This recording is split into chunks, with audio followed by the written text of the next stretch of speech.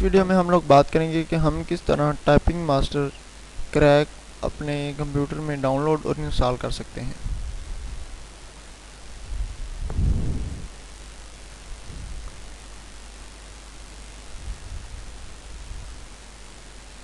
आप लोग वहां से भी डाउनलोड कर सकते हैं। यहाँ पे डाउनलोड टाइपिंग मास्टर, इस पर क्लिक किया। डाउनलोडिंग जो है स्टार्ट होना शुरू हो गई है। डाउनलोडिंग हमारी कंप्लीट हो चुकी है। अब इसे एक्सट्रैक्ट करते हैं।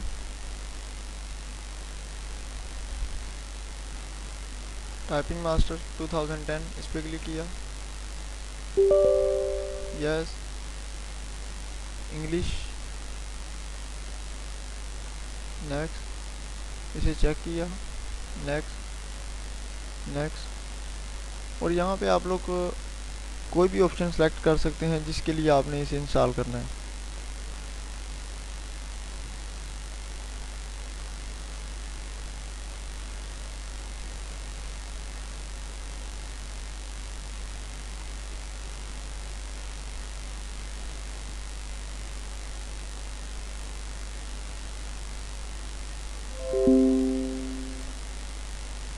यहाँ पे आप लोग अपना नाम एंटर करके इसे एंटर कर सकते